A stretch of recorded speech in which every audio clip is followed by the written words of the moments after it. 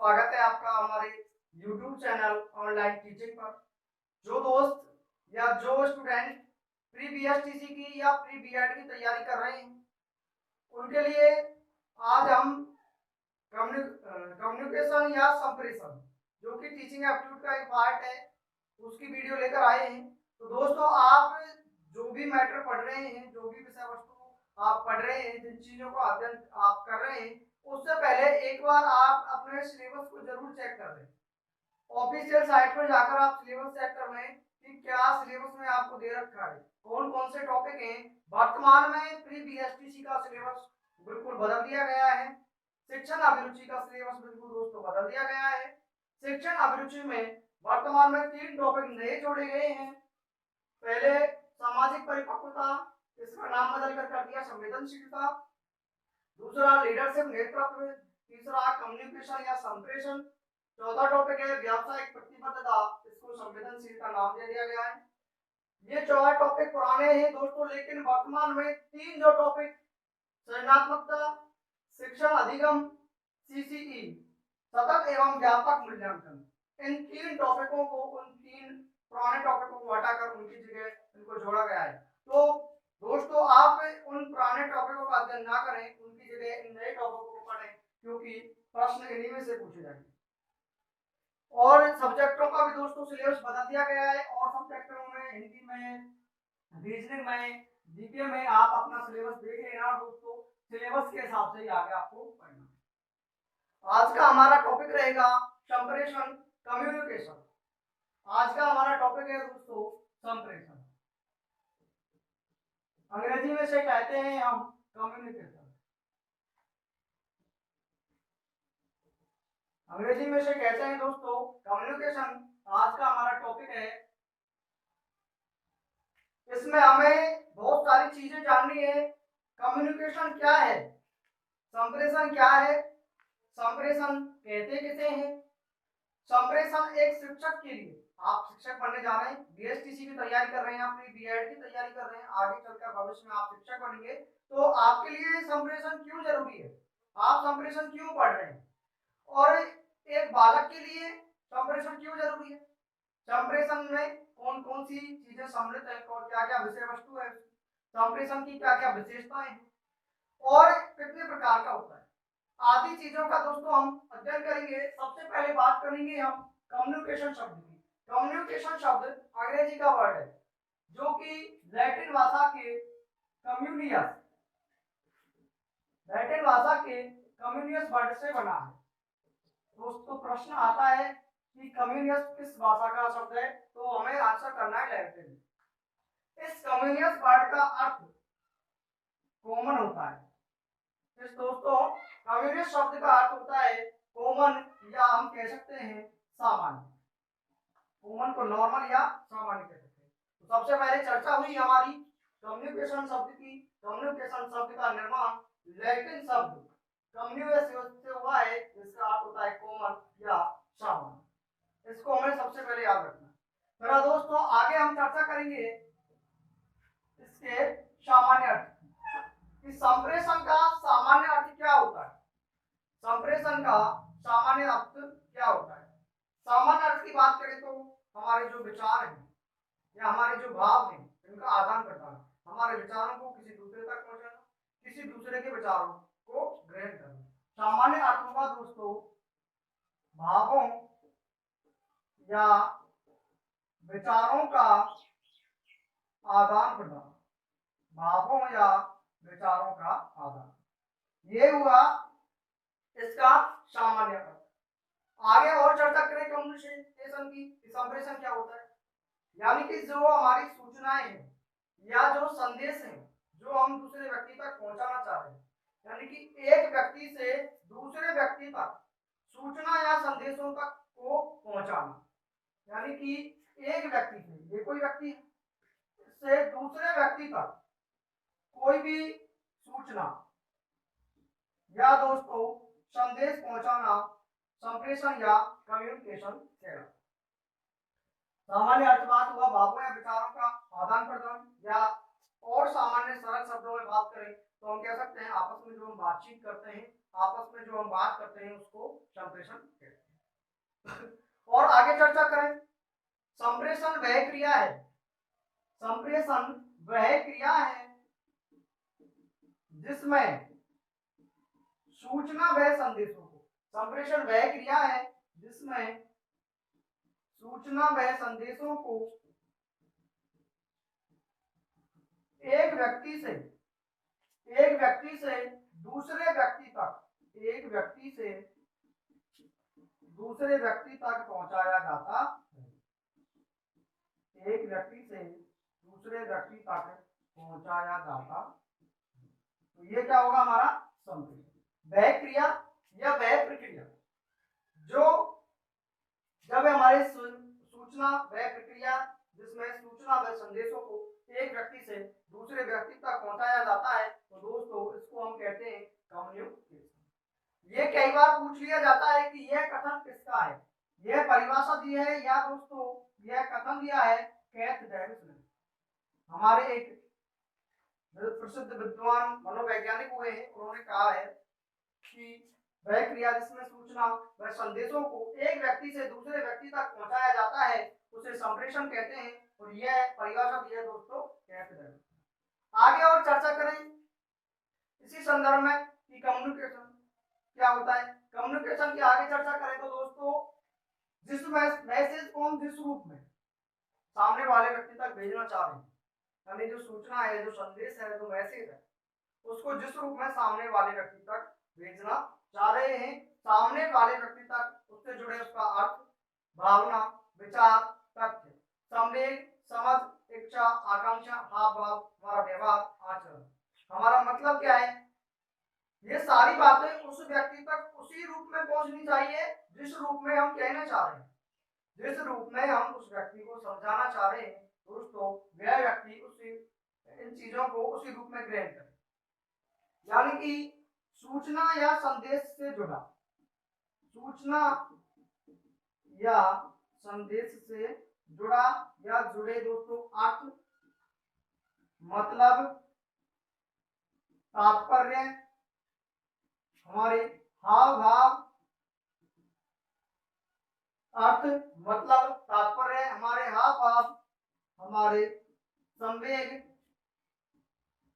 समझ, आचरण, ये सारी चीजें, हमारा क्या मतलब है कहने का, क्या अर्थ निकल रहा है, क्या तात्पर्य है, हमारे कहने के हाव भाव क्या है, ये सारी चीजें। और दोस्तों आगे और इच्छा, हमारी कहने की क्या इच्छा है, क्या आकांक्षा है, ये सारी चीजें एक व्यक्ति से दूसरे व्यक्ति तक, एक व्यक्ति से दूसरे व्यक्ति तक दोस्तों उसी रूप में पहुंचनी चाहिए। मान लो ये इस रूप में जा रही है तो दोस्तों उसी व्यक्ति तक उसी रूप में पहुंचनी चाहिए। जैसे हम इसको एक उदाहरण की सहायता से समझेंगे, जैसे मैंने एक एग्जांपल यहाँ पर लिखा, रोको मत जाने दो। दूसरा एग्जांपल लिखा, रोको मत जाने। अब इस कथन को, इस सेंटेंस को हम पढ़ रहे हैं, रोको मत जाने दो, रोको मत जाने दो। जब हम इस पे यहाँ पे अल्पविराम लगाते हैं, कॉमा लगाते हैं, तो हमारा कहने का भाव बदल जाता है। रोको मत जाने दो, कोई व्यक्ति कहीं जा रहा है और आप उससे कह रहे हैं कि उसको रोकिए, उसको रोको मत जाने दो, तो इसका मतलब होगा कि इस व्यक्ति को आप रोकना चाह रहे हैं। आप कहेंगे इसी वाक्य को, रोको मत जाने दो, कोई व्यक्ति कहीं जा रहा है और आप कह रहे हैं कि रोको मत जाने दो, तो व्यक्ति वह चला जाएगा। यानी कि मेरे कहने का तात्पर्य यह है कि इन दोनों कथनों में या दोनों वाक्यों में कहने का अलग अलग तात्पर्य है, शब्द तो वही है, हमारे चेहरे का हाव भाव, हमारे बोलने का तरीका बदल गया। रोको मत जाने दो, रोको मत जाने दो, तो इससे सूचना को या मैसेज को, उससे जुड़े अर्थ, मतलब, तात्पर्य, हाव भाव, संवेग, समझ, आचरण, इच्छा, आकांक्षा को उसी रूप में पहुंचा सके हम जिस रूप में हम सामने वाले व्यक्ति तक उसको पहुंचाना चाहते हैं। दोस्तों आप एक बार स्क्रीनशॉट ले लीजिए, साइड में हो जाता हूं। हमारी चर्चा हुई दोस्तों कम्युनिकेशन की कि संप्रेषण क्या होता है। संप्रेषण कम्युनिकेशन शब्द लैटिन भाषा के शब्द कम्युनिस से बना है, जिसका अर्थ होता है कॉमन या सामान्य। कम्युनिकेशन होता है हमारे विचारों का दूसरे व्यक्ति तक, हमारे भावों का दूसरे व्यक्ति तक पहुंचना, विचारों का विनिमय होना, विचारों का आदान प्रदान, विचारों का आदान प्रदान। दोस्तों हमारे विचारों को हम दूसरे व्यक्ति तक पहुंचा तो रहे हैं, लेकिन यदि दूसरा व्यक्ति उन्हें समझ नहीं पा रहा, केवल उन्हें सुन रहा है, जैसे कि आपको कोई मराठी भाषा नहीं आती, आपको कोई मराठी भाषा बोले, मराठी भाषा आप सुन तो रहे हैं लेकिन उसको समझ नहीं पा रहे। यदि आप उसको समझ पाएंगे तो आप हम उसे संप्रेषण कह सकते हैं। यदि आप उसे समझ नहीं पा रहे तो हम उसे कम्युनिकेशन नहीं कहेंगे, संप्रेषण बिल्कुल भी नहीं कहेंगे। यानी कि वक्ता या कहने वाला या मैसेज भेजने वाला सामने वाले व्यक्ति को जो बातें बता रहा है, जो विचार दे रहा है, जो भावना व्यक्त कर रहा है, यदि वह उनको समझ पा रहा है तो ही वो कम्युनिकेशन है। यदि वह उनको नहीं समझेगा तो वो कम्युनिकेशन नहीं होगा। आगे दोस्तों इसी क्रम में हम चर्चा करेंगे संप्रेषण की विशेषताओं। संप्रेषण की विशेषताएं कि संप्रेषण में कौन कौन सी विशेषताएं होती हैं। संप्रेषण की कौन कौन सी विशेषताएं होती हैं। सबसे पहले तो हम संप्रेषण में क्या करते हैं, एक व्यक्ति दूसरे व्यक्ति तक दोस्तों क्या भेजता है, मैसेज भेजता है। यानी कि सबसे पहली विशेषता होगी कि संप्रेषण में कम से कम दो व्यक्ति होने चाहिए। कम से कम दो व्यक्ति तो होने ही चाहिए। यदि एक व्यक्ति होगा तो संप्रेषण नहीं होगा, कम से कम दो व्यक्ति होने चाहिए। यह व्यक्ति इसको क्या भेज रहा है दोस्तों, मैसेज। क्या होना चाहिए, कोई संदेश होना चाहिए, कोई सूचना होनी चाहिए, कोई भावना होनी चाहिए, कोई विचार होना चाहिए, और यह मैसेज को किसी ना किसी माध्यम से भेजेगा। तो दोस्तों इसके लिए कोई ना कोई माध्यम की आवश्यकता होगी। और बात करें तो हम कह सकते हैं कि संप्रेषण एक द्विध्रुवीय प्रक्रिया है। संप्रेषण एक द्विध्रुवीय प्रक्रिया है, कम से कम दो ध्रुव होने चाहिए। हम सामने वाले के लिए कोई बात कर रहे हैं, जैसे कि आपका उदाहरण ले लो, मैं आपको पढ़ा रहा हूँ, आप समझ पा रहे हैं, तो आप कोई ना कोई कारण तो है मुझे पढ़ रहे हैं। क्यों पढ़ रहे हैं टॉपिक, क्योंकि आप बीएसटीसी की तैयारी कर रहे हैं, आपको पेपर में सिलेक्शन लेना है। तो मेरे द्वारा आपको पढ़ाया जा रहा है, आपके द्वारा मेरे विचारों को ग्रहण किया जा रहा है, तो इसका कारण क्या है कि आपको बीएसटीसी में सिलेक्शन लेना है। यानी कि संप्रेषण का कोई ना कोई कारण होता है, कोई ना कोई दोस्तों उद्देश्य होता है। तो हम कह सकते हैं संप्रेषण एक उद्देश्य प्रक्रिया है, या संप्रेषण एक उद्देश्यपूर्ण प्रक्रिया है। और आगे बात करें, संप्रेषण में आपसी जो विचार है इधर से उधर हो रहे हैं, विचारों का आदान प्रदान हो रहा है, विचारों का विनिमय होता है, तो गति हो रही है दोस्तों, मोशन हो रहा है, तो हम कह सकते हैं कि संप्रेषण एक गत्यात्मक प्रक्रिया है। संप्रेषण एक गत्यात्मक प्रक्रिया। दोस्तों सारी चीजें हमें समझनी है, कोई भी ऐसी चीज हमारे दिमाग में नहीं रखनी जो हमें बिल्कुल रटनी है कि भाई रटन भूल जाओ, नहीं, कोई भी चीज हमें नहीं रखनी। आगे और बात करें, जो कम्युनिकेशन होता है उसमें मनोवैज्ञानिक, यानी कि संप्रेषण में मनोवैज्ञानिक, भावात्मक व सामाजिक पक्ष, ये तीनों सम्मिलित होते हैं। इस प्रकार से होते हैं मनोवैज्ञानिक, भावात्मक और मनोवैज्ञानिक मतलब संवेग होते हैं। तो संवेग क्या होते हैं, साइकोलॉजिकल होते हैं, मनोवैज्ञानिक होते हैं। संप्रेषण में मनोवैज्ञानिक, भावात्मक व सामाजिक पक्ष, जैसे हमारे संवेग, हमारी भावनाएं, हमारे विचार, ये सभी सम्मिलित होते हैं। यानी कि हम कह सकते हैं कि संप्रेषण में मनोवैज्ञानिक, भावात्मक व सामाजिक पक्ष सम्मिलित होते हैं। और आगे चर्चा करें, जब हम दो व्यक्तियों के मध्य संप्रेषण होता है तो दो व्यक्तियों के मध्य कोई ना कोई संबंध बन जाता है, यानी कि इन दो व्यक्तियों के मध्य कोई ना कोई संबंध बन जाएगा। तो अगली विशेषता में हम कह सकते हैं कि संप्रेषण मानवीय संबंध या दोस्तों परस्पर संबंध बनाने की प्रक्रिया है। परस्पर संबंध बनाने की प्रक्रिया है, या हम कह सकते हैं कि संप्रेषण में दोस्तों मानवीय या परस्पर संबंध बनते हैं। आगे और बात करें, संप्रेषण आप आपसी बातचीत करते हैं, किसी से अपने विचारों का आदान प्रदान करते हैं, तो आपने देखा होगा हम ज्यादातर या सामान्यतः जो बात करते हैं वो ऐसी बात करते हैं जो हमारे मतलब की है, जो हमारे काम की है, जो हमारे उपयोग की है। यानी कि हम ज्यादातर जो बातें करते हैं हमारे काम की करते हैं, हमारे इच्छा की करते हैं, जिसकी हमको इच्छा है, हमारी आकांक्षा है।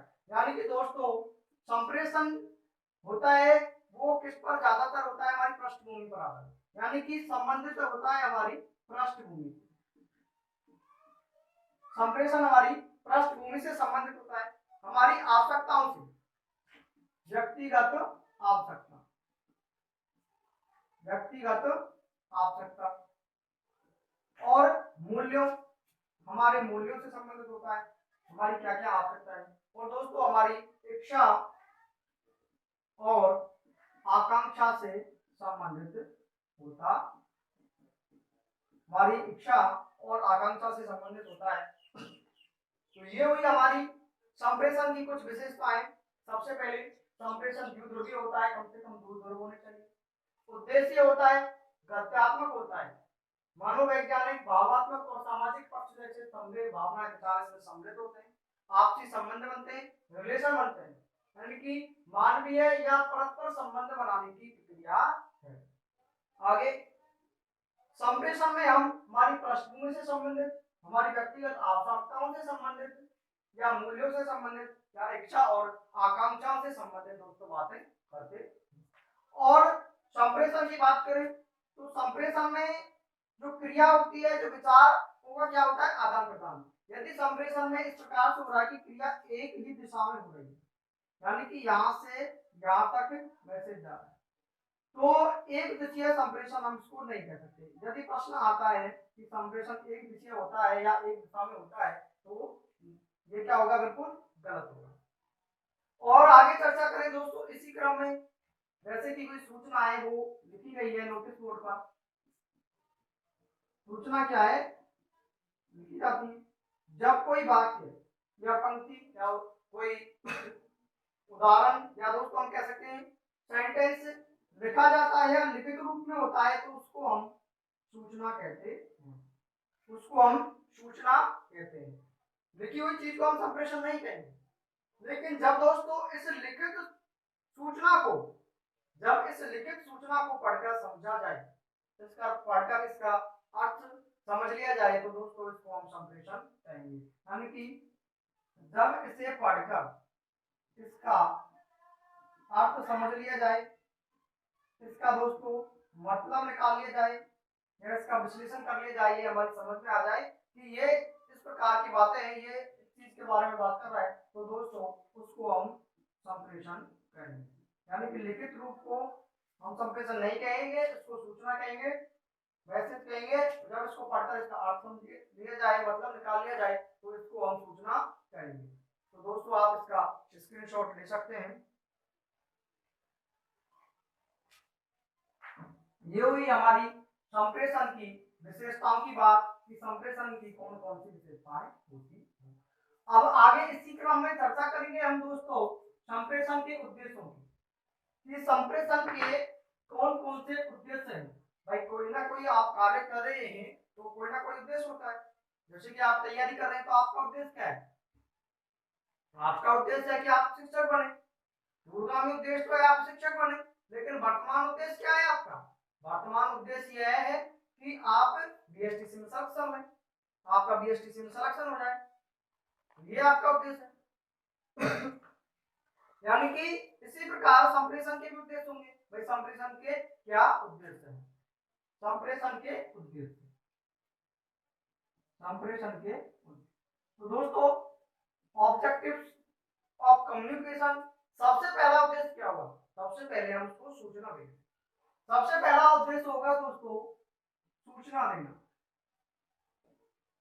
सूचना देना या सूचित करना, सूचना देना या सूचित करना या दोस्तों संदेश भेजना या संदेश भेजना। ये कोई जरूरी नहीं है कि भाई संदेश ही भेज रहे हैं, वो संदेश के लिए भेज रहे हैं। किसी व्यक्ति को हम अवगत करा रहे हो किसी चीज से, किसी को किसी चीज की जानकारी दे रहे हो, उसको हम चेतावनी दे रहे हो। जैसे कि आपने देखा है जितने मादक पदार्थों पर लिखा होता है कि ये करना स्वास्थ्य के लिए हानिकारक है, ये करना स्वास्थ्य के लिए हानिकारक है, तो वो क्या देते हैं, हमें चेतावनी देते हैं। यानी कि किसी को प्रेरणा देना हो हमारा उद्देश्य, किसी को हम सजेशन दे रहे हो, सुझाव दे रहे हो, यानी कि और उद्देश्य क्या हो सकता है इसका, चेतावनी देना या दोस्तों प्रेरणा देना या सुझाव देना। और उद्देश्य क्या हो सकता है, चेतावनी देना, प्रेरणा देना या दोस्तों सुझाव देना, ये इसके उद्देश्य हो सकते हैं। और आपसे कोई बात कही गई, जैसे कि आप कोई काम कर रहे हैं, खेल रहे हैं, मान लो आप खेल रहे हैं, तो आपकी मम्मी ने बुलाया, बेटा आप इधर आओ, आपको मैसेज दिया, सूचना दिया, आप वहां जाके ये चीज लेके आओ, तो आप वो काम छोड़ेंगे खेलना और वहां जाएंगे, तो आपके व्यवहार में क्या होगा, परिवर्तन, वो दूसरा कार्य आप करने लगेंगे। यानी कि इसका और उद्देश्य होगा व्यवहारगत परिवर्तन, व्यवहारगत परिवर्तन, व्यवहारगत परिवर्तन, ये भी इसी का उद्देश्य है, कम्युनिकेशन का। संप्रेषण का उद्देश्य होगा व्यवहारगत परिवर्तन। और पहले हम पढ़ चुके आपसी संबंध बनाना, ये तो है संबंध बनाना। शिक्षा के क्षेत्र में क्या उद्देश्य है, शिक्षा के क्षेत्र में दोस्तों उद्देश्य होगा जो टीचर पढ़ाता है वह अच्छी प्रकार से पढ़ा पाए बच्चों को, जो भी विषय वस्तु पढ़ा रहा है, जो टॉपिक पढ़ा रहा है, बच्चों को अच्छी प्रकार से क्लियर कर पाए, उन्हें अच्छी प्रकार से वह समझ पाए, समझा पाए, तो बच्चे उसको अच्छी प्रकार से उसका अर्थ ग्रहण कर सके, उसको समझ सके। यानी कि शिक्षण अधिगम, पढ़ाने को दोस्तों हम कहते हैं शिक्षण, और अधिगम को हम कहते हैं दोस्तों सीखना या सिखाना। शिक्षण अधिगम को अर्थपूर्ण, शिक्षण अधिगम को अर्थपूर्ण एवं समझ युक्त बनाना, शिक्षण अधिगम को अर्थपूर्ण एवं दोस्तों समझ युक्त बनाना, ये किसका उद्देश्य है, संप्रेषण। और आगे बात करें, जो हमारे विचार है, जैसे कि आप शिक्षक बनने जा रहे हैं, आपके अंदर बहुत सारा ज्ञान है, आप में ज्ञान भरा पड़ा है, ज्ञान की कोई कमी नहीं, लेकिन आप उस ज्ञान को सामने खड़े होकर, मंच पर खड़े होकर या क्लास में खड़े होकर बच्चों तक नहीं पहुंचा पा रहे। आप अपने मन के भावों को, जब मन के भाव बाहर आते हैं तो उनको विचार कहते हैं, अपने विचारों को बच्चों के सामने प्रकट नहीं कर पा रहे, अपने ज्ञान को बच्चों को नहीं दे पा रहे, क्योंकि आपका कम्युनिकेशन स्किल सही नहीं है, संप्रेषण नहीं आता आपको। यानी कि हमारे विचार और संप्रेषण, संप्रेषण मतलब विचारों का आदान प्रदान, विचार और संप्रेषण में समन्वय बनाना, समन्वय मतलब आपसी तालमेल, हमारे विचार व संप्रेषण में समन्वय स्थापित करना, विचार व संप्रेषण में समन्वय स्थापित, ये इसका उद्देश्य है। और अगला उद्देश्य दोस्तों, अगला उद्देश्य पढ़ेंगे हम आदेश और निर्देश, आदेश और निर्देशों का संपर्क, आदेश और निर्देशों का संप्रेषण। आदेश मतलब बड़े व्यक्तियों के द्वारा छोटे व्यक्तियों को दिए जाते हैं, निर्देश भी बड़े व्यक्तियों के द्वारा छोटे व्यक्तियों को दिए जाते हैं, लेकिन दोस्तों आदेश बाध्यकारी होते हैं, ये जरूरी मानने होते हैं, ये कंपलसरी होते हैं, निर्देश बाध्यकारी होते हैं। तो ये इसके कुछ उद्देश्य हुए संप्रेषण के, सूचना देना, सूचित करना, संदेश भेजना, चेतावनी देना, प्रेरणा देना, सुझाव देना, व्यवहार का परिवर्तन लाना, आपसी संबंध बनाना, अधिगम को या शिक्षण अधिगम को अर्थपूर्ण एवं समझयुक्त बनाना, विचारों व संप्रेषण में आपसी दोस्तों तालमेल बिठाना, और आदेश और निर्देशों का संप्रेषण। आप एक बार स्क्रीनशॉट ले लीजिए। तो दोस्तों चर्चा हुई हमारी संप्रेषण के ऑब्जेक्टिव्स की, संप्रेषण के कौन कौन से उद्देश्य हैं। सबसे पहला उद्देश्य सूचना देना, मैसेज भेजना, दूसरा चेतावनी, प्रेरणा या सुझाव देना, व्यवहार का परिवर्तन, संबंध बनाना, विचारों के संप्रेषण में तालमेल स्थापित करना, आदेश और निर्देशों का संप्रेषण। आगे दोस्तों इसी क्रम में हम चर्चा करेंगे कि एक संप्रेषण को अच्छी प्रकार से विकसित किया जाए या संप्रेषण को प्रभावशाली बनाया जाए, या संप्रेषण को प्रभावी बनाया जाए, या संप्रेषण की सफलता किस प्रकार से होगी, या संप्रेषण की सफलता के लिए कौन कौन से तत्व जिम्मेदार होंगे, यानी कि प्रभावी या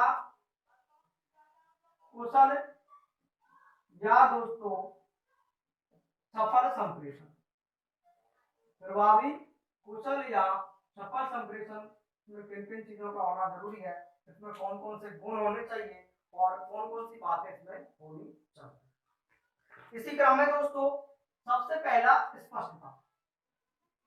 सबसे पहली बात है जब हम हमारे विचारों को व्यक्त कर रहे हैं तो हमारे विचार बिल्कुल स्पष्ट होने चाहिए, उनका जो अर्थ है, जो उनका मतलब है, बिल्कुल साफ होना चाहिए, बिल्कुल क्लियर। कोई भी उनमें संशय नहीं होना चाहिए, कोई भी किसी प्रकार का डाउट नहीं होना चाहिए। उनके अलग अलग मत नहीं होने चाहिए, अलग अलग उनके अर्थ नहीं निकलने चाहिए, उनका मीनिंग एक ही हो, उनके अलग अलग मतलब नहीं होने चाहिए। तो पहली विशेषता क्या है कि दोस्तों संप्रेषण स्पष्ट होना चाहिए, यानी कि उसमें कोई भी दुविधा नहीं हो, डाउट नहीं हो। आगे दूसरा होगा दोस्तों पर्याप्तता। पर्याप्तता, जो बात आप कह रहे हैं, सामने वाले तक जो संदेश आप पहुंचाना चाह रहे हैं, आप उसको जितना संदेश है उतना पूरा पहुंचाइए, यानी कि पूरी मात्रा में दीजिए। आप कुछ कहना चाह रहे हैं, आपने आधे शब्दों का प्रयोग किया, आधे शब्द आपने नहीं बताए, तो सामने वाला उसको नहीं समझ पाएगा। आपने किसी ने आपसे पूछा या आपने किसी से पूछा कि राम कहाँ गया है और कब गया, आपने कह दिया कि राम सुबह 5 बजे गया, तो आपने कब का उत्तर तो दे दिया, लेकिन कहाँ का उत्तर आपने नहीं दिया, तो प्रभावी संप्रेषण नहीं है। यानी कि संप्रेषण में जो बात कही जानी है उसको हमें पूरी तरीके से व्यक्त करना है, पूरी तरह से सामने वाले व्यक्ति तक पहुंचाना है, यानी कि संप्रेषण में पर्याप्तता होनी चाहिए। आगे दोस्तों बात करें समयानुकूलता। तीसरा समयानुकूलता, या दोस्तों इसी को हम कह सकते हैं परिस्थिति के अनुसार। परिस्थिति के अनुसार इसका क्या मतलब है, जो बात जिस समय पर की जा रही है या जिस समय पर हम, जैसे मान लो कि आप किसी समय पर गुस्सा कर रहे हैं, तो आपके चेहरे के जो हाव भाव है, एक्सप्रेशन, वो परिस्थिति के अनुसार या समय के अनुसार होनी चाहिए, और समय के अनुसार ही हमें बात करनी चाहिए। संप्रेषण भी हमारा समय के अनुसार होना चाहिए, यानी कि आपको गुस्सा आ रहा है तो आपका चेहरा लाल पीला होना चाहिए, आंखें लाल होनी चाहिए। आप यदि किसी के साथ प्रेम से बातें कर रहे हैं, प्यार व्यक्त कर रहे हैं, स्नेह व्यक्त कर रहे हैं, तो आपके मुख मुद्रा उसी प्रकार की होनी चाहिए। आगे बात करें दोस्तों भाषा शैली की। भाषा शैली, भाषा शैली सरल, रुचिकर एवं मृदु, यानी कि भाषा ऐसी होनी चाहिए जो सरल हो, सबको आसानी से समझ में आ जाए, रुचिकर हो, सामने वाले को भी अच्छी लगे, सुनने में अच्छा लगे, उसको उसमें वो सुनने में रुचि हो, मृदु हो, मीठी भाषा होनी चाहिए। आपने सुना है ना कि भाई मन ऐसा बोलिए मन का आपा खोए, औरन को शीतल करे खुद शीतल। तो हमें हमारी भाषा शैली कैसी रखनी है, सरल रखनी है, रुचिकर और मृदु होनी चाहिए। आपके विचार कैसे हो, आपके विचार सार्थक होने चाहिए, भाई उनका कोई ना कोई अर्थ निकालना चाहिए। तब तक आपके विचार सार्थक नहीं होंगे, कोई अर्थ नहीं होगा, तो सामने वाला व्यक्ति नहीं सुनेगा। कोई भी व्यक्ति सुनना पसंद नहीं करेगा, यार कोई अर्थ नहीं निकलना, चलो उसको रहने दीजिए। कोई कहेगा यार कोई मतलब की बात तो है नहीं, कोई काम की बात तो है नहीं, तो उसको क्या फायदा सुनने से। अगला समझ युक्त, आप जो कह रहे हैं, आप जिन विचारों को व्यक्त कर रहे हैं, उसमें सामने वाले को समझ में आनी चाहिए, उसको समझ युक्त होना चाहिए, सार्थक होने चाहिए, समझ युक्त होनी चाहिए। और आगे बात करें अगले संप्रेषण की गति की, आप जिस प्रकार बात कर रहे हैं, आपकी स्पीड क्या है, बोलने की स्पीड क्या है, आप किस गति से बोल रहे हैं, तो आपकी जो संप्रेषण गति है उचित एवं ठीक होनी चाहिए, जिससे कि आपका संप्रेषण है, जो कम्युनिकेशन है, वो और भी अच्छा होगा। और ध्यान आकर्षण, जिस व्यक्ति के लिए आप कोई संदेश देना चाहते हैं या जो व्यक्ति आपकी बातों को, आपके विचारों को, आपके भावों को सुन रहा है, समझ रहा है, तो उसका ध्यान आपके प्रति होना चाहिए। जैसे आप कक्षा में बालकों को पढ़ा रहे हैं, तो बालक आपसे बातचीत कर रहे हैं, कोई उधम कर रहा है, कोई दंगे कर रहा है, आपकी बातों पर उनका ध्यान नहीं है, तो दोस्तों बालक उन चीजों को नहीं सीख पाएगा, आपकी बातों को सही ढंग से नहीं सुनेगा। यानी कि दोस्तों क्या होना चाहिए, ध्यान आकर्षण। और आगे बात करें बोधगम्य, आपके जो विचार हैं, आपकी जो भावनाएं हैं वो बोधगम्य होना चाहिए, यानी कि उनसे कोई ना कोई ज्ञान मिलना चाहिए, कोई ना कोई दोस्तों जानकारी हासिल होनी चाहिए। और आगे चर्चा करें संप्रेषण में और क्या होना चाहिए, आकर्षक व्यक्तित्व, आपकी जो पर्सनालिटी है, व्यक्तित्व दोस्तों आकर्षक होना चाहिए। इस प्रकार की जब बातें होंगी तो हमारा संप्रेषण और भी अच्छा होगा और भी इसमें निखार आएगा। और दोस्तों जिस चीज के आप बारे में आप बात कर रहे हैं उस चीज को आपको नॉलेज होना चाहिए, यानी उस चीज की जानकारी होनी चाहिए। तो हम अगले कह सकते हैं अगला बिंदु विषय वस्तु की दक्षता, यानी कि जिस टॉपिक पर आप बात कर रहे हैं, जिस विषय को बच्चों को आप पढ़ा रहे हैं उसमें आप दक्ष होने चाहिए, विषय वस्तु की दक्षता। तो दोस्तों इस प्रकार से ये हमारी प्रभावी या कुशल या सफल संप्रेषण, इसके लिए कुछ आवश्यक तत्व विशेषता या गुण, इनमें से प्रश्न इस प्रकार से भी आ सकता है कि सफल संप्रेषण के लिए कौन सा सिद्धांत है, इनको वो सिद्धांत बनाकर भी दे सकता है, जैसे स्पष्टता का सिद्धांत, पर्याप्तता का, समयानुकूलता का, संप्रेषण की गति का सिद्धांत, ध्यानाकर्षण का सिद्धांत, भाषा का सिद्धांत, परिस्थिति का सिद्धांत, इस प्रकार से इनको वो संप्रेषण के सिद्धांत बनाकर भी दे सकता है। तो ये हुई दोस्तों हमारी चर्चा थोड़ी सी कि संप्रेषण को प्रभावी, कुशल एवं सफल कैसे बनाया जाए। आप इसका एक बार स्क्रीनशॉट ले लीजिए।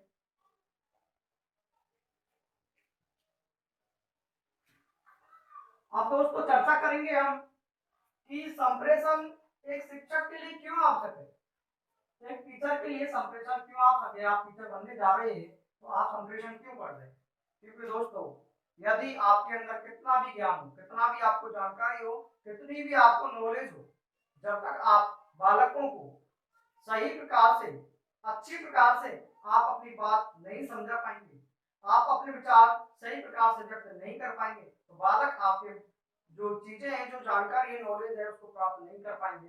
यदि आप अच्छे संप्रेषण कौशल को रखते हैं, आपका कम्युनिकेशन स्किल अच्छा है, तो आप दोस्तों पढ़ाने में बहुत माहिर हो जाएंगे और अपने विषय वस्तु को, अपने टॉपिक को बच्चों को अच्छी प्रकार से समझा सकेंगे।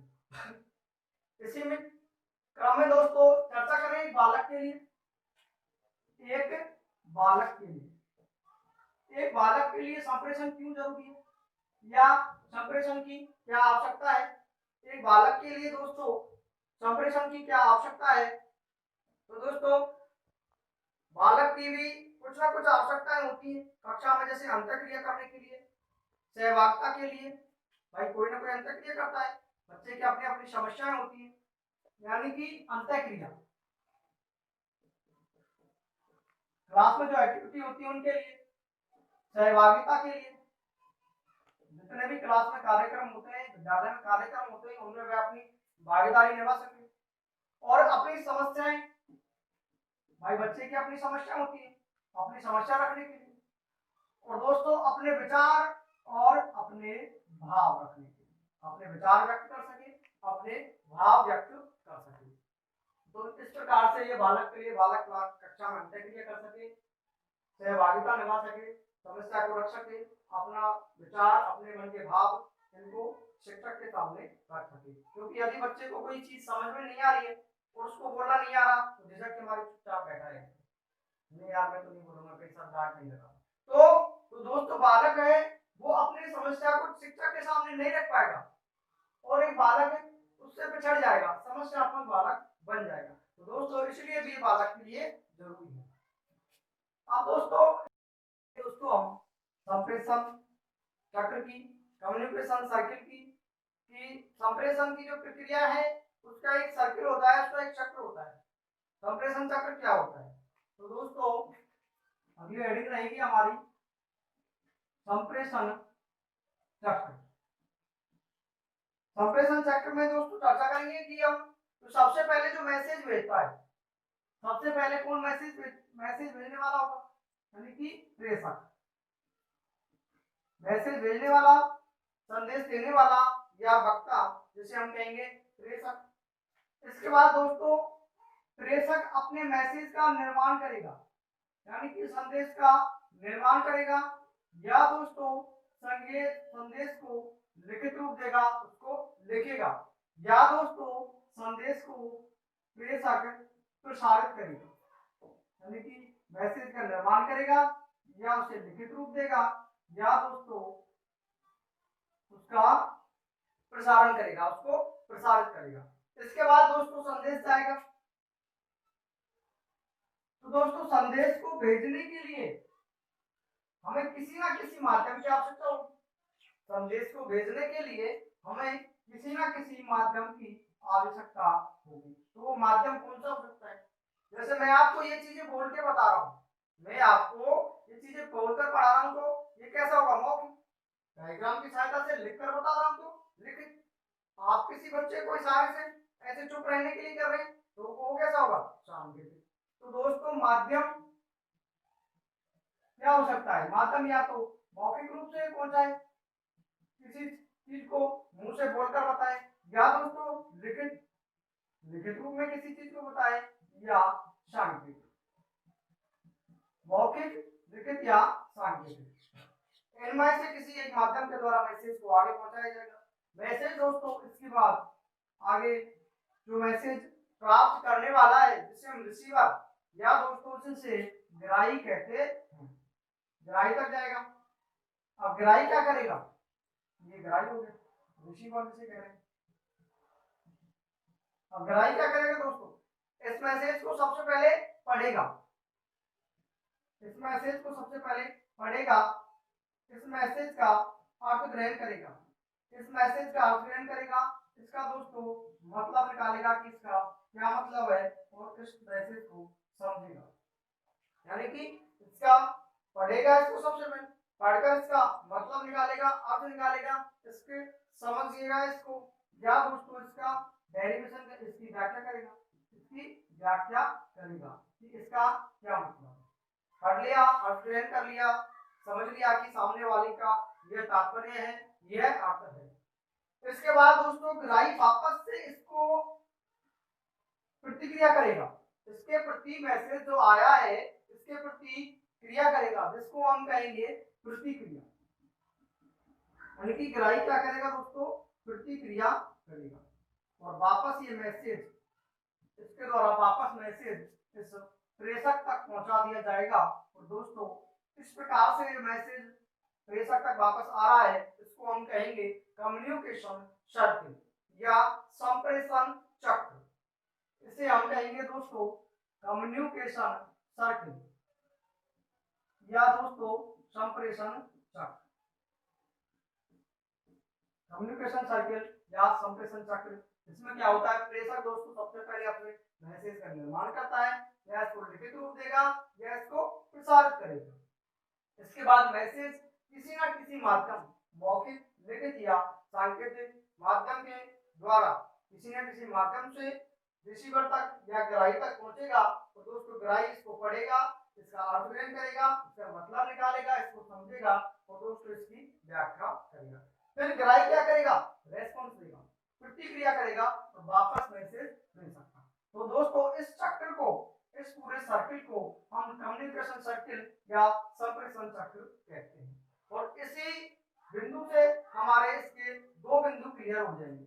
दूसरा बिंदु भी हमें समझना है। दूसरा बिंदु होगा दोस्तों हमारे संप्रेषण के तत्व, कि संप्रेषण के कौन कौन से तत्व हैं, कौन कौन से कारक हैं। तो सबसे पहले दोस्तों प्रेषक, सबसे पहला तत्व हो गया हमारा प्रेषक। दूसरा तत्व हो गया दोस्तों मैसेज ग्रहण करने वाला रिसीवर, ग्राही। तीसरा तत्व दोस्तों मैसेज, भाई कोई ना कोई संदेश भेज रहा है। चौथा तत्व दोस्तों किसी ना किसी माध्यम से भेज रहा है, किस माध्यम से भेज रहा है। आगे दोस्तों इसने क्या की? प्रतिक्रिया की इसके प्रति, तो प्रतिक्रिया हो जाएगा। इन्होंने ये मैसेज जो मैं आपको पढ़ा रहा हूँ, मैं आपको मैसेज दे रहा हूँ, सूचना दे रहा हूँ, संदेश दे रहा हूँ, तो इसके पीछे कोई ना कोई कारण है। तो इसका दोस्तों अगला तत्व होगा संप्रेषण संदर्भ। संप्रेषण संदर्भ यानी कि संप्रेषण का कारण और ग्राही के द्वारा वापस रेस्पॉन्स दिया जा रहा है, फीडबैक दिया जा रहा है। तो दोस्तों अगला तत्व होगा इसका फीडबैक। फीडबैक मतलब पृष्ठ पोषण। फीडबैक मतलब दोस्तों पृष्ठ पोषण। ये हमारी चर्चा हुई संप्रेषण चक्र की, कम्युनिकेशन स्किल की। इसी के सहायता से हम इसके तत्वों को भी जान रहे हैं कि प्रेषक, मैसेज और दोस्तों ये मीडियम, ये ग्राही और संप्रेषण संदर्भ कारण और दोस्तों ग्राही के द्वारा क्रिया की जा रही है, फीडबैक दिए जा रहा है, ये इसके तत्व हो गए। आप एक बार स्क्रीनशॉट ले लीजिए। इस प्रकार दोस्तों हमने चर्चा की संप्रेषण सर्किल, संप्रेषण चक्र की, कम्युनिकेशन सर्किल की कि सबसे पहले प्रेषक अपने मैसेज का निर्माण करता है, लिखता है या प्रसारित करता है, इसके द्वारा किसी ना किसी माध्यम के द्वारा ग्राही तक पहुंचता है और वह माध्यम लिखित, मौखिक या सांकेतिक हो सकता है। फिर ग्राही दोस्तों उसको पढ़ता है, उसको समझता है, उसका अर्थ ग्रहण करता है, उसकी व्याख्या करता है और दोस्तों इसके बाद ग्राही अनुक्रिया करता है और वापस मैसेज प्रेषक को भेजता है। तो दोस्तों ये हुआ हमारा संप्रेषण चक्र और इसी के साथ हमने इसके तत्व पढ़े थे, जिनमें हमें संप्रेषण संदर्भ जो कि कारण होगा और फीडबैक पृष्ठ पोषण इन्हें अलग से याद रखना। अब चर्चा करेंगे हम दोस्तों संप्रेषण के प्रकार की। संप्रेषण कितने प्रकार का होता है। संप्रेषण को अलग अलग आधारों पर अलग अलग प्रकार से वर्गीकृत किया गया है। इनका जो वर्गीकरण किया गया है दोस्तों दो आधारों पर किया गया। इनका वर्गीकरण दो आधारों पर किया गया है। पहला वर्गीकरण है प्रवाह के आधार। पहला वर्गीकरण है दोस्तों प्रवाह के आधार पर कि संदेशों का प्रवाह किस तरह हो रहा है, किसके लिए हो रहा है। दोस्तों दूसरा जो प्रकार होगा वो होगा माध्यम के आधार पर। पहला प्रवाह के आधार पर, दूसरा माध्यम के आधार पर। प्रवाह के आधार पर दोस्तों संप्रेषण के तीन प्रकार और माध्यम के आधार पर दोस्तों संप्रेषण के दो प्रकार। सबसे पहले चर्चा करेंगे हम प्रवाह के आधार पर प्रकारों की। प्रवाह के आधार पर तीन प्रकार हैं, वो कौन कौन से। सबसे पहला होगा दोस्तों अधीनस्थ संप्रेषण। अधीनस्थ संप्रेषण, संप्रेषण को मैं शॉर्ट में लिख रहा हूं, यानी कि डाउनवर्ड, डाउनवर्ड कम्युनिकेशन। दूसरा प्रकार होगा दोस्तों अधीनस्थ मतलब, चलो इसको समझ लेते हैं पहले। अधीनस्थ मतलब डाउन, डाउन मतलब नीचे की ओर। जब अपने उच्च अधिकारी के द्वारा निम्न अधिकारियों, यानी कि उच्च स्तर के अधिकारियों के द्वारा निम्न स्तर के अधिकारियों को कोई संदेश दिया जाता है, कोई सूचना दी जाती है, कोई मैसेज दिया जाता है, तो दोस्तों उसको हम कहते हैं अधीनस्थ संप्रेषण। यानी कि उच्च अधिकारियों के द्वारा निम्न अधिकारियों को, उच्च अधिकारियों या उच्च स्तर के अधिकारियों के द्वारा निम्न स्तर के अधिकारियों को जब मैसेज, सूचना या संदेश पहुंचाया जाता है तो उसे हम कहते हैं अधीनस्थ संप्रेषण। इसके बाद दोस्तों अधीनस्थ कह सकते हैं या इसको हम कह सकते हैं अधोगामी, या इसको हम कह सकते हैं अधोगामी संप्रेषण। अधीनस्थ या अधोगामी। दूसरा प्रकार होगा ऊर्ध्वगामी, ऊर्ध्वगामी संप्रेषण। ऊर्ध्वगामी मतलब अपवर्ड। जब निम्न स्तर के अधिकारियों के द्वारा, निम्न स्तर के अधिकारियों के द्वारा अपने उच्च स्तर के अधिकारियों को, निम्न स्तर के अधिकारियों के द्वारा अपने उच्च स्तर के अधिकारियों को मैसेज या संदेश या सूचना भेजी जाती है तो उसे कहते हैं हम दोस्तों अपवर्ड कम्युनिकेशन, यानी कि ऊपर की ओर। अब इनकी प्रकृति की बात करें, इसकी दोस्तों जो प्रकृति होती है वो आदेशात्मक होती है। इसकी प्रकृति आदेशात्मक। अधोगामी, ऊर्ध्वगामी, इसकी आदेशात्मक होगा क्योंकि बड़े अधिकारी छोटे अधिकारी को क्या देते हैं, आदेश देते हैं। इसकी प्रकृति क्या होगी दोस्तों, हम किसी से, बड़े अधिकारी से क्या कर रहे हैं, कोई प्रार्थना, प्रार्थना के रूप में हो सकती है, या हम क्या सहायता भी ले सकते हैं उनसे, या दोस्तों कोई सुझाव भी मांग सकते हैं, या कोई मार्गदर्शन भी ले सकते हैं। यानी कि ऊर्ध्वगामी संप्रेषण की जो प्रकृति सुझाव, सहायता या प्रार्थना के रूप में, और इसकी आदेश। तीसरे प्रकार की दोस्तों चर्चा करें, इसका तीसरा प्रकार होगा समतल। समतल संप्रेषण, जिसे हम कहेंगे हॉरिजेंटल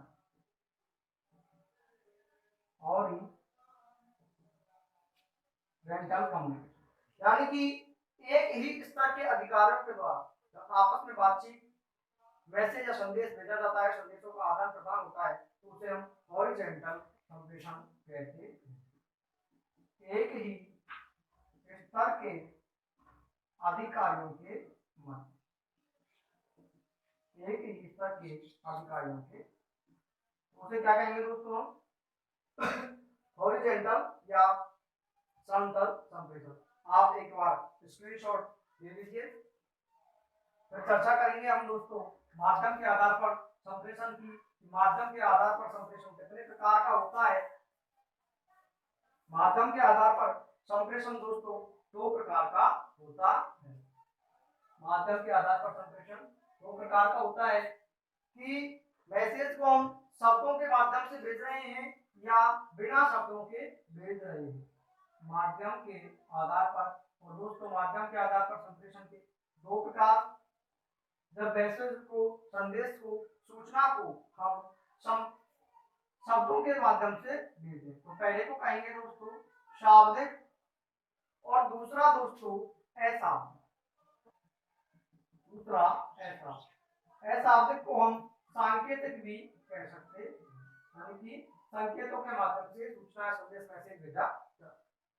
शाब्दिक को और बांटा गया है, शाब्दिक को दो भागों में बांटा गया है। शाब्दिक को दो भागों में बांटा गया है। आप बोल करके वो चीज बताएं या लिख करके, मौखिक और लिखित। पहला प्रकार मौखिक, दूसरा प्रकार लिखित। मौखिक में दोस्तों चर्चा, आपकी चर्चा हो रही है, कोई भी बहस, वाद विवाद, ये सारी बातें किसमें आएंगी? मौखिक में। भाषण दे रहे हैं आप, ये किसमें आएगा? मौखिक में। विचार गोष्ठी है, व्याख्या है, ये सारी किसमें आएंगी? मौखिक में। आप किसी सम्मेलन में भाग ले रहे, सम्मेलन, भाषण, कोई विचार गोष्ठी, ये सब इसके उदाहरण है, इसके मौखिक। लिखित में कोई डायरी, आपने कोई डायरी लिखी है, पत्र पत्रिका, डायरी, पत्र पत्रिका, समाचार पत्र, कोई पुस्तक, कोई बुलेटिन, कोई नोटिस बोर्ड, ये सब हो सकते हैं। बुलेटिन, समाचार पत्र, पुस्तक, ग्रंथ, ये सब इसमें आते हैं। लिखित संप्रेषण में लिखा हुआ है, लिखित रूप में आपको सूचनाएं मिल गई। अब दोस्तों बात करेंगे अशाब्दिक की या सांकेतिक की। अशाब्दिक या सांकेतिक ये तीन प्रकार का होता है। सबसे पहले किसी को हम स्पर्श के द्वारा, किसी के आपने पीठ थपथपा दी तो बच्चा समझेगा कि आप उसको शाबाशी दे रहा है। प्यार से किसी के सिर पर हाथ फेर दिया तो वो प्यार कर रहा है। तो स्पर्श के द्वारा पीठ थपथपाना, पीठ थपथपाना। अगला दोस्तों मुख मुद्रा। आपको गुस्सा आ रहा है, आप लाल पीले हो गए, आपका चेहरा लाल हो गया, आपकी आंखें लाल हो गई, और प्यार दिखा रहे हैं तो आपका चेहरा बिल्कुल मासूम हो। मुख मुद्रा के द्वारा जैसे गुस्सा होना, या गुस्सा होने पर आंख निकालना, आंख लाल करना। और दोस्तों हमारे अंगों के माध्यम से, अंगों के माध्यम से भी सांकेतिक हो सकता है। आपसे किसी ने पूछा कि भाई मुझे वहां जाना है, तो ये रास्ता, इसके लिए मैं कौन सा रास्ता चुनूं या किस दिशा में जाऊं, तो आपको उसने जवाब दिया इशारे से कि इधर। तो इशारे के द्वारा भी हो सकता है, यानी कि अंगों के माध्यम से इशारा, किसी भी चीज का इशारा। तो दोस्तों माध्यम के आधार पर संप्रेषण दो प्रकार का, शाब्दिक, अशाब्दिक। अशाब्दिक को हम सांकेतिक भी कह सकते हैं, और शाब्दिक को मौखिक और लिखित दो भागों में बांटा गया है। मौखिक चर्चा कर रहे हैं, बहस, सम्मेलन, वाद, भाषण, विचार गोष्ठी। लिखित में डायरी, पत्र पत्रिका, बुलेटिन, समाचार पत्र, पुस्तक और ग्रंथ। अशाब्दिक या सांकेतिक में स्पर्श, पीठ थपथपा दी किसी, मुख मुद्रा, गुस्सा हो रहे, अंगों से कोई भी इशारा दे रहे हैं। दोस्तों आप एक बार स्क्रीनशॉट ले लीजिए इसका। तो चर्चा हुई हमारी संप्रेषण के प्रकारों की, कि संप्रेषण कितने प्रकार का होता है। दोस्तों यदि आपने हमारे चैनल को सब्सक्राइब नहीं किया हो तो प्लीज आप अपने हमारे चैनल को सब्सक्राइब करें, जिससे सारे नोटिफिकेशन आपको मिलते रहें। अब दोस्तों चर्चा करेंगे हम एक कक्षा में, एक क्लास में संप्रेषण किस प्रकार का होना चाहिए, यानी कि एक कक्षा में संप्रेषण किस प्रकार का होना चाहिए। कक्षा कक्ष संप्रेषण, कक्षा कक्ष संप्रेषण। हम सभी जानते हैं जो वर्तमान में शिक्षा प्रणाली है जो बच्चों पर आधारित है, बालकों पर आधारित है, यानी कि बाल केंद्रित है या छात्र केंद्रित है। तो हमारा कक्षा में जो संप्रेषण है कौशल है, जो संप्रेषण कौशल है या कम्युनिकेशन है, वो बच्चों पर ही आधारित होना चाहिए, बालकों पर ही आधारित होना चाहिए। बालकों की बातें हमें ज्यादा से ज्यादा सुननी है। तो दोस्तों कक्षा में जो संप्रेषण होगा, कक्षा कक्ष में संप्रेषण होगा, तो सबसे पहले हम कह सकते हैं वो छात्र केंद्रित होगा या छात्र या बाल केंद्रित होगा, छात्र या बाल केंद्रित होगा। और आगे चर्चा करें इसमें कक्षा में कौन कौन होगा, शिक्षक होगा और शिक्षार्थी, शिक्षक और शिक्षार्थी के मध्य होगा, शिक्षक और शिक्षार्थी के मध्य। शिक्षक अपने विचारों को, भावों को, भावनाओं को बच्चों तक पहुंचाएगा और बालक या विद्यार्थी अपने भावों को शिक्षार्थी तक, यानी कि यह इधर से शिक्षार्थी तक और यह इधर से शिक्षक तक, एक मार्ग ये और एक मार्ग ये। तो हम कह सकते हैं यह द्विमार्गी होगा। कितना मार्गी होगा? द्विमार्गी। कक्षा में जो बातें होंगी संप्रेषण में, संप्रेषण कौशल जिन चीजों का होगा भाई, जिन चीजों पर हम बात करेंगे, जिन चीजों पर हम चर्चा करेंगे वो हमारी पाठ्यक्रम से संबंधित होगी, यानी कि पढ़ने और पढ़ाने से संबंधित होगी, हमारे पाठ्यक्रम से रिलेटेड होगी। यानी कि हम कह सकते हैं कि कक्षा कक्ष में जो संप्रेषण होगा शिक्षण अधिगम, शिक्षण अधिगम सामग्री से संबंधित होगा, या हम कह सकते हैं यह हमारे पाठ्यक्रम से संबंधित होगा। और दोस्तों कक्षा में शिक्षक का जो व्यवहार होना चाहिए, जो संप्रेषण का जो व्यवहार होना चाहिए वो बिल्कुल उचित होना चाहिए। कैसा होना चाहिए? उचित, यानी कि शिक्षक का व्यवहार उचित होना चाहिए। और इसी क्रम में दोस्तों थोड़ी सी चर्चा और करेंगे हम, थोड़ा सा भी क्वेश्चन यदि आता है कि प्राथमिक कक्षाओं में, प्राइमरी जो क्लास है उनमें संप्रेषण किस प्रकार का होना चाहिए। प्राथमिक कक्षाओं, हम जानते हैं कि भाई प्राथमिक कक्षाओं में छोटे छोटे बालक पढ़ते हैं, तो छोटे छोटे बालकों को, छोटे छोटे बालकों को हमें किस भाषा में सिखाना चाहिए, किस भाषा में, यानी कि छोटे छोटे बालक हैं तो उन्हें हमें उन्हीं की मातृभाषा में, उनकी जो मदर टंग है, जो मातृभाषा में है उसी में सिखाना चाहिए। ज्यादातर हाव भावों का प्रयोग करना चाहिए, संकेतों का प्रयोग करना चाहिए, ज्यादा से ज्यादा चित्रों का प्रयोग करना चाहिए। शिक्षक की भाषा सरल होनी चाहिए, रुचिकर और मृदु होनी चाहिए, जो बच्चों को आसानी से समझ में आ जाए। यानी कि प्राथमिक कक्षा में दोस्तों ज्यादा से ज्यादा हमें बोलकर बताना चाहिए, मातृभाषा में बताना चाहिए, मातृभाषा में संप्रेषण होना चाहिए। और दोस्तों हाव भावों का प्रयोग होना चाहिए, हाव भाव सही, जिस प्रकार से हम किसी बच्चे को समझा रहे हैं कि बेटा ये सेब है, चित्र बना दिया, बेटा ये बल्ला है, बल्ला इस प्रकार का खेलने का जो बैट होता है इस प्रकार का होता है। तो दोस्तों इस प्रकार से चित्रात्मक या संकेत के रूप में या संकेतात्मक होना चाहिए।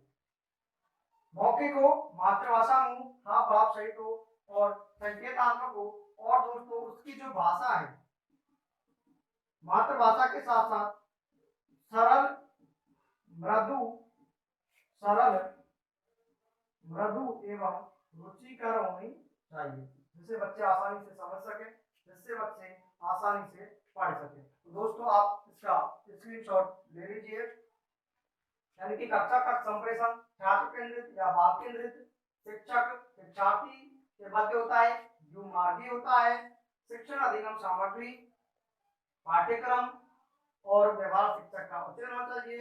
और की थोड़ी सी चर्चा करें थी प्राइमरी क्लासेसों में कैसा होना चाहिए, मौखिक मातृभाषा में हाव भाव सहित ज्यादा से ज्यादा चित्रों और संकेतों का प्रयोग करना चाहिए। भाषा सरल मृदु और रुचिकर होनी चाहिए। आप स्क्रीनशॉट ले लीजिए। तो दोस्तों ये हुई हमारी चर्चा कक्षा कक्ष में संप्रेषण की, कक्षा कक्ष का संप्रेषण किस प्रकार का होना चाहिए। अब दोस्तों चर्चा करेंगे हम संप्रेषण की आवश्यकता की, संप्रेषण की आवश्यकता या संप्रेषण का महत्व। एक शिक्षक के लिए संप्रेषण की क्या आवश्यकता है या क्या महत्व है। यदि शिक्षक के अंतर्गत संप्रेषण कौशल नहीं होगा तो बच्चों को अच्छी तरह से नहीं पढ़ा पाएंगे। यानी कि लिए सबसे पहले ये अध्यापक का मार्गदर्शन करता है। सबसे पहले आवश्यकता है दोस्तों अध्यापक के मार्गदर्शन। और आप जिस चीज को अच्छी भली भांति से पढ़ा पाएंगे तो आपका मनोबल भी बढ़ेगा, आपके मनोबल में वृद्धि होगी। तो दूसरा महत्व होगा या दूसरा आवश्यकता होगी दोस्तों मनोबल में वृद्धि। और आप एक शिक्षक बनने जा रहे हैं, जितना अच्छा पढ़ाएंगे तो आपकी जो कार्य कुशलता है वो उतनी अच्छी अधिक होगी। यानी कि तीसरा महत्व होगा दोस्तों वह होगा कार्य कुशलता में वृद्धि, कार्य कुशलता में वृद्धि। और आपके संबंध बनेंगे, मानवीय संबंध बनेंगे, ये तो आप पढ़ चुके। और दोस्तों आप जल्दी उचित निर्णय ले पाएंगे, आपके जो डिसीजन है आप शीघ्र एवं उचित ढंग से ले पाएंगे। यानी कि उचित एवं शीघ्र निर्णय, उचित एवं शीघ्र निर्णय। और दोस्तों यदि आपका संप्रेषण कौशल अच्छा है, आपका संप्रेषण अच्छा है तो आप किसी भी व्यक्ति के साथ आपसी तालमेल बैठा सकते हो। यानी कि हम कह सकते हैं कि हम विभिन्न विभागों में आपसी तालमेल बैठा सकते हैं, विभिन्न विभागों में। और आपसी तालमेल को हम कहेंगे दोस्तों समन्वय, विभिन्न विभागों में समन्वय। ये हमारी चर्चा हुई कि संप्रेषण की क्या आवश्यकता है, क्या महत्व है, अध्यापक के मार्गदर्शन सहायक है या इसकी आवश्यकता है, मनोबल में वृद्धि होती है, कार्य कुशलता में वृद्धि होती है, उचित एवं शीघ्र निर्णय ले सकते हैं, विभिन्न विभागों में समन्वय आपसी तालमेल स्थापित होता है। और दोस्तों मानवीय संबंधों के विस्तार में इसके लिए सुधार क्या हो सकते हैं, हमें सरल भाषा का प्रयोग करना चाहिए, बोधगम्य भाषा का प्रयोग करना चाहिए, ठीक से सुनना चाहिए, हमारे मन में कोई पूर्वाग्रह नहीं होना चाहिए, हमें माध्यम है जो अच्छा माध्यम मिले, जिस माध्यम से हम उसको समझाना चाह रहे हैं उस माध्यम से समझाएं। जैसे कि आपको कोई नक्शा समझाना है तो आपको कोई बोलकर समझाए तो नहीं समझाए, तो आपको वो नक्शा आप बनाकर या लिखित रूप में आपको समझाना होगा, या उसका नक्शे का पूरा चित्र दिखा दिए नक्शा ले। और आप संक्षिप्त रखिए अपनी बातों को, संक्षिप्त शब्दों में बिल्कुल कम से कम और स्पष्ट होनी चाहिए, ये चीजें होनी चाहिए। अब दोस्तों हम बात करेंगे, हम एक प्रश्न अक्सर पूछा जाता है एग्जाम में कि शीर्ष गोपनीय संप्रेषण के लिए कितनी दूरी होनी चाहिए। यानी कि जो शीर्ष गोपनीय संप्रेषण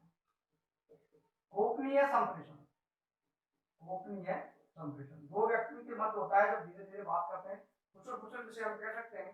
शीर्ष गोपनीय संप्रेषण 3 से 6 इंच की दूरी के मध्य होता है। शीर्ष मतलब अच्छा, शीर्ष गोपनीय संप्रेषण 3 से 6 इंच की दूरी के मध्य होता है।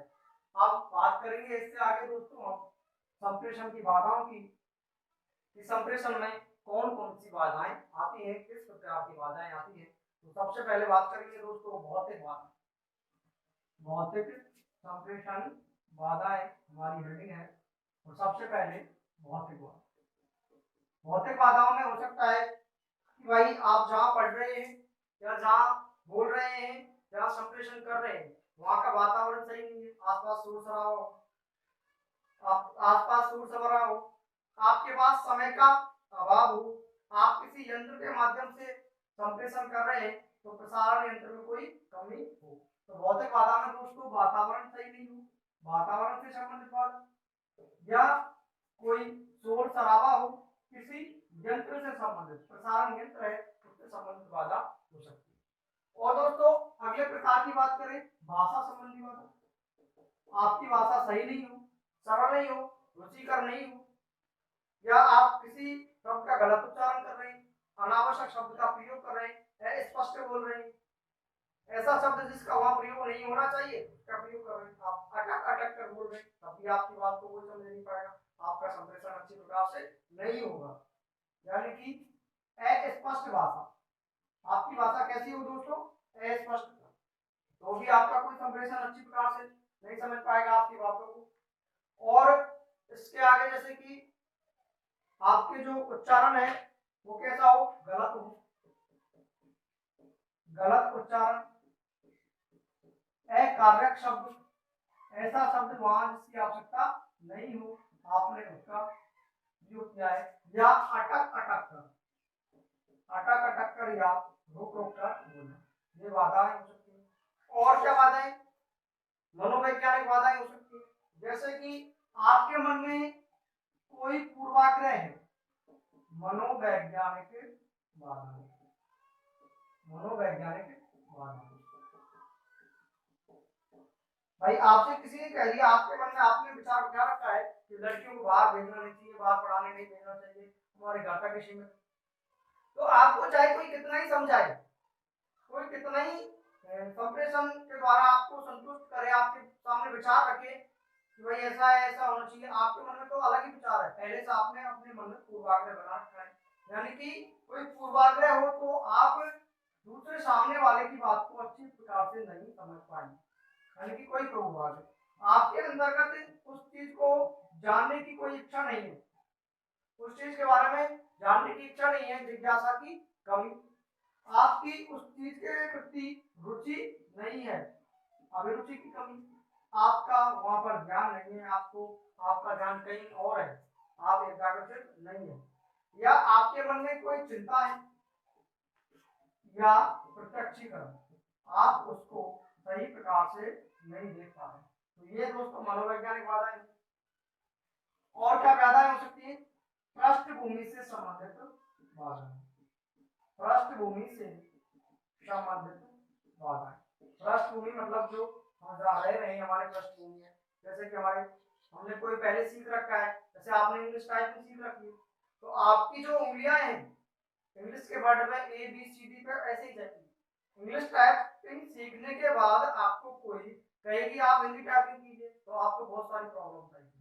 यानी कि पृष्ठभूमि से संबंधित बाधाएं, कोई पूर्व अधिगम, आपने कोई कार्य सीख रखा है और वो आपको दूसरा कार्य सीखने में परेशानी कर रहा है, तो ये भी एक बाधा हो सकती है। आपका सांस्कृतिक भेदभाव, कोई संस्कृति से संबंधित भेदभाव हो आपकी भाषा या अन्य चीज को लेकर, या कोई पूर्व कार्य, आपने कोई पूर्व कार्य।